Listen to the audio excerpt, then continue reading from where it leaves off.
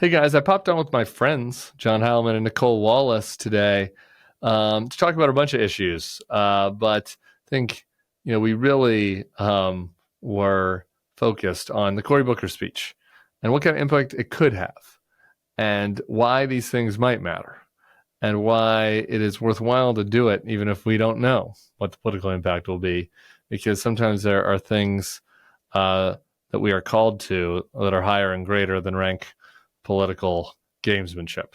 So good on Cory Booker. Stick around for my analysis with Heilman on that. We also talked about the new chairman of the Joint Chiefs of Staff, or soon to be the nominated chairman of the Joint Chiefs of Staff, something I haven't got to on my pod.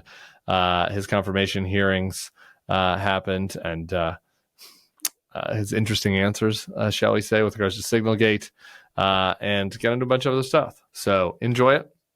Stick around for that. Subscribe to our feed. We'll see you soon. I want to come back to Hegseth with you and what is perhaps being set up today, Tim Miller. Someone who isn't the person Donald Trump thought that he was. Donald Trump thought that the person who was entering confirmation hearings today was a person who walked up to him, and in Trump's telling, it sounded like he slurred something about being willing to die for him and then put on a red hat. The nominee says that never happened, or at least it never happened with him. So this is not who Trump thought he was selecting. But more importantly, he's going to go to work for a Secretary of Defense in an hour of crisis. This is from the New York Times opinion page today. Quote, why did Hegseth or his fellow officials fail to notice a stranger on the text chain? Even if we make allowances for that mistake, he committed a more novice error. Providing minutia on an air attack to the most senior officials in the federal government via text message is as unnecessary as it is reckless. To some current and former military officers who read through the conversation, Hegseth appeared to be acting more like a junior officer, boasting to superiors, than the secretary in charge of overseeing the mission's execution. It's difficult to imagine that two of his recent predecessors, Jim Mattis or Lloyd Austin, who retired 6 ranks above Hegseth as 4-star generals, would have copy and pasted such details onto a publicly available app. Yeah, it's interesting those experts put it like that. I had Susan Rice, who was Obama's national security advisor, so the Mike Waltz job, on the podcast today, and asked her essentially that question, right? Which is, like you, Nicolle, I'm not somebody who's been on high-level military planning chats, but that just his tone jumped out to me as well. And I asked her about that. I was like, is this the type of thing that Leon Panetta or Bob Gates would have been sharing? And Susan Rice was just appalled. I mean, absolutely not. The tone was off. The platform was off, obviously. Something that strikes me listening to that testimony there from Dan Caine, he said there wasn't anybody from the military on that chat because it was a partisan political chat. And so to me, if that's true, it's okay, well, so the Secretary of Defense was sharing the exact time we are going to drop certain bombs on a partisan political chat, with other folks. And obviously now with Jeffrey Goldberg on there, and it's just unbelievable recklessness. I think it reflects somebody who knows that he's a weekend TV host, who's trying to impress the other people on the chat and putting people in danger by doing so. And, look, during that testimony, General Caine was obviously, not going out of his way to criticize the administration, but it was you didn't have to read very hard between the lines to see that he was essentially saying, no, this was totally inappropriate. And I think it is, I guess, on balance, it's better that someone like that will be in the room, but it is alarming that he's going to have to be reporting to somebody like Pete Hegseth, who was obviously unqualified on its face and who's demonstrated so in the only conversation we've seen. Who knows all the other ways he's been reckless in conversations that he hasn't accidentally put Jeffrey Goldberg on. You can't manufacture that which is grassroots and organic, and you can't stifle that which is grassroots and organic. And what John Heilman is talking about is grassroots and organic. It's just in the water. It's out there. People are showing up at town halls. It's showing up anecdotally, and it is, we heard it in those clips. It is anger about the economy. It is feeling sort of fooled or deceived about the outsized role Elon Musk would play. And it is the pig-headedness about tariffs. I think that even Trump's base understood the tariffs as a negotiating. I think Trump has this conversation with his own voters that we don't always key in on. But I think even some of his own voters think the conversation around tariffs was that it was a negotiating tactic to strike better deals, not that it would make literally every product at Walmart and Target more expensive.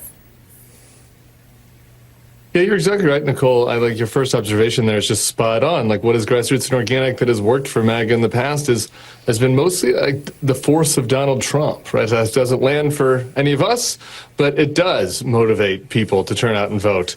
There's not been any evidence to date that that's transferable to Elon Musk, and possibly the opposite, actually. I think that Elon Musk is, as John points out, motivating opposition to this administration, motivating people to turn out, as we heard from some of those in that clip. And I think that we're going to see that, particularly in Wisconsin tonight, where he had the biggest footprint, and maybe a little less so in that Florida 6th district congressional race. But, as far as people being disappointed, you just can't look at the first 71 days. Like the only people who have been served by the first 71 days of Trump and who are thinking, man, this is exactly what I want, is like super online MAGA troll posters who are just like happy that Andrew Tate is back in the country, and they're happy that, the media is mad, and like they don't, what I mean? Like nothing, their life hasn't gotten any better, but all they want is the suffering of liberals, right? Like, and they want to win this imaginary war that they're in online, and they feel like they're winning now. Like those are the only people who are in their basement posting onto X that have been served by this administration. If you were just a regular MAGA American who thought that, you wanted prices to be lower, like you haven't gotten anything so far.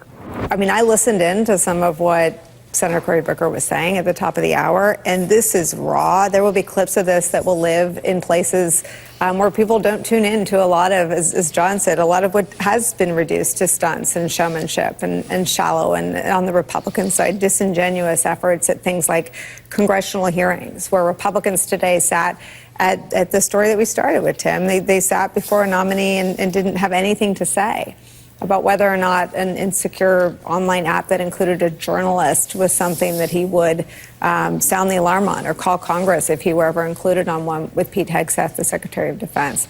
What are sort of your questions or your thoughts on this moment from Cory Booker today?